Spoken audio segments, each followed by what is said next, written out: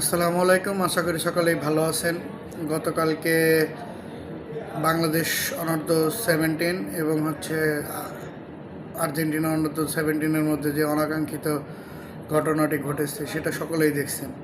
তো আমার কথা হচ্ছে যে আপনারা তারা আমাদের অতিথি, তাদেরকে যথেষ্ট সম্মান করা উচিত ছিল।